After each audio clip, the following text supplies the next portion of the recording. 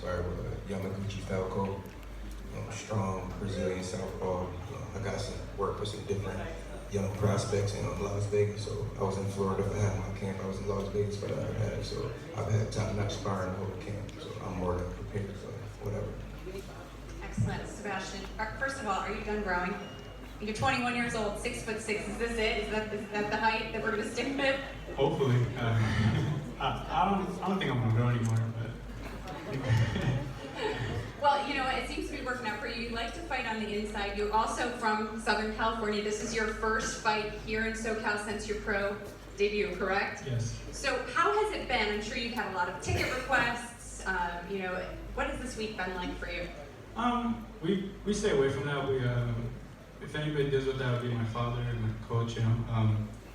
I just focus on the fight and training. Everything else is out the way. What have you focused on specifically for Donnie? Just to train hard and do my thing, like always. All right, we're looking forward to it. Let's go to our co-feature. We'll start with you over there, John. This is a fight a long time coming. Yes, definitely. What would you say when he says things like, this isn't going to go past 4 or 6 rounds, he's not going to make it halfway through this fight? How do you respond to that? It's cheap, and Saturday night we'll get down. Omar, you kind of wavered back and forth between 4 rounds, 6 rounds, but you really don't think that this fight will go the distance. Why, and why are you so confident in that statement?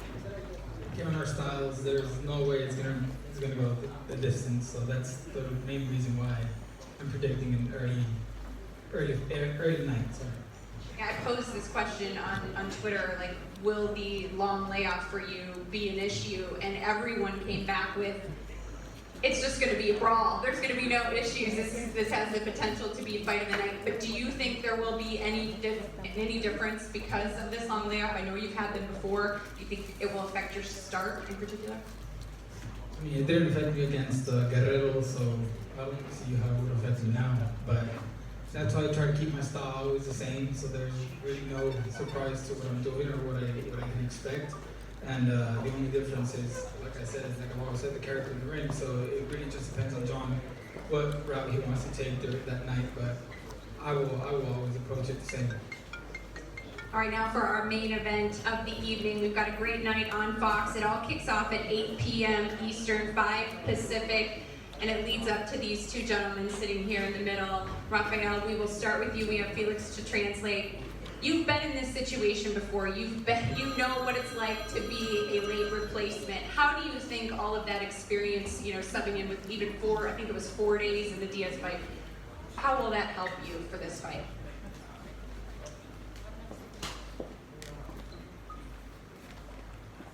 Bueno, sí, ya me ha pasado en varias ocasiones, pero yo siempre he dicho que yo soy un peleador que siempre está listo, siempre está entrenando, tenga o no tenga fecha, siempre estoy preparado, siempre estoy esparreando, porque yo sé que las oportunidades salen de repente, como ya me ha pasado en una ocasión, 2 ocasiones. Entonces, pues me siento bien, me siento preparado y listo para la sorpresa. No se confíen porque puede salir la sorpresa. This has happened in various occasions to me where, the fight has been canceled or postponed, and I've come in, I'm always sparring, I'm always ready for a big fight when it comes, and this is a big fight here, so this might be a surprise, or expect a surprise come Saturday night. All right, Leo, I know you're not expecting any surprises, right? You'd like to fight here in SoCal.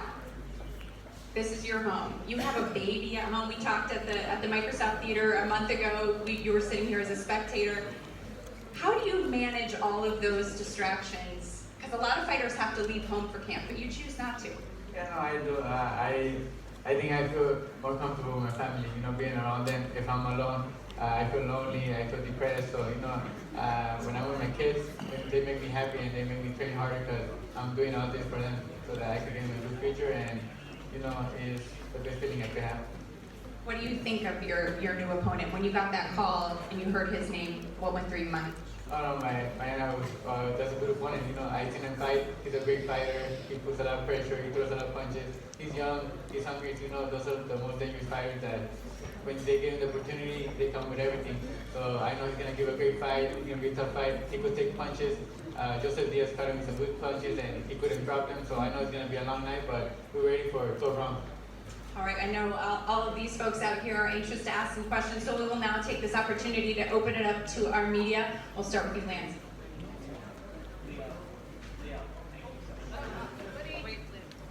What do you turn that on? Oh, I have a little technical difficulty. Lance from the LA Times. Yeah. Last fight you won here against Adam Morris at Staples Center, you know, that was a fight that made you the king of LA. Now you're back here in LA. What does it mean to you to come back here and fight? And do you feel like now that you're basically the king of the featherweight division, that you want all your fights here to basically say like, come and get me, I am the king?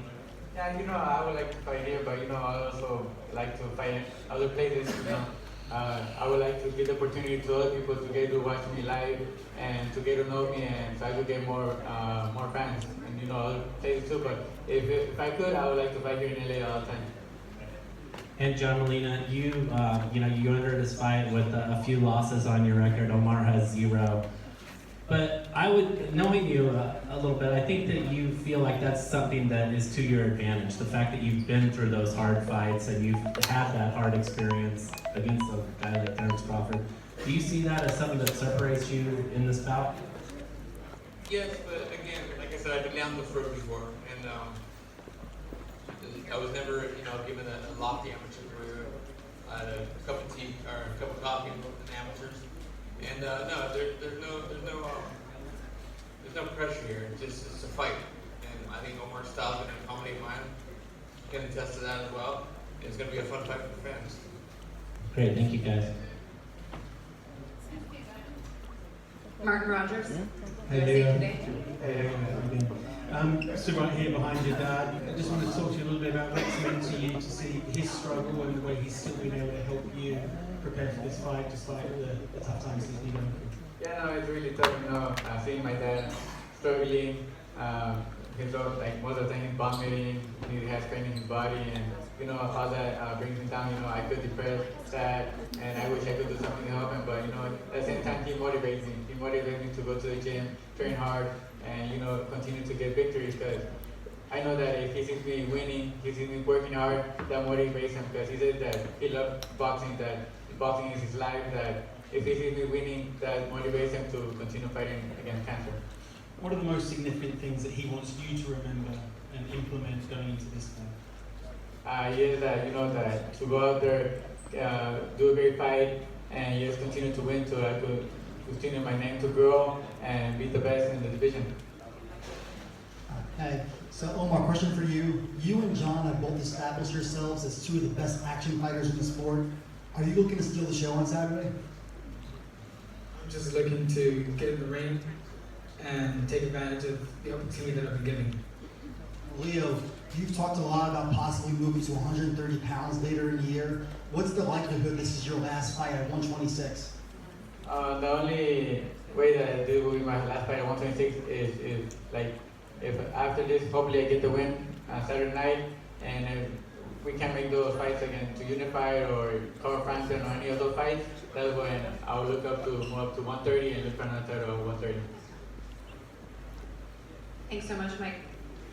Donnie, I want to take a question down to you. You're 30 years old. This is your first time fighting an undefeated fighter, if I'm not mistaken. Is this a make it or break it fight for you? Every fight is a make it or break it fight. Every single fight is a make it or break it fight. I would want to say one of the hardest trainers in the sport. I train around the country, and I've been around a lot of top pros, and I've been in the ring with a lot of top notch pros, and I hold my own. I've only been pro 2.5 years, and I started fighting at 20, so even though I'm 30, I'm a young 30, so every fight is a make it or break it fight. Absolutely. John, do you want to make this more of a boxing match than maybe Omar would want it to be? Hey, I'm not that ignorant to get my cards up right now. Come on. Come on, John.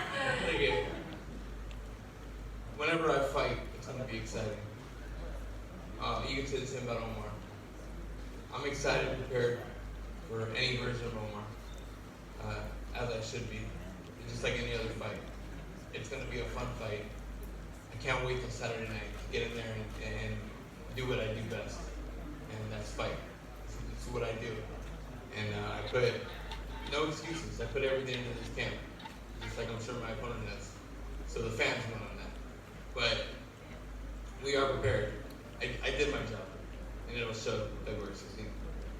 Omar, you said that you've made some changes.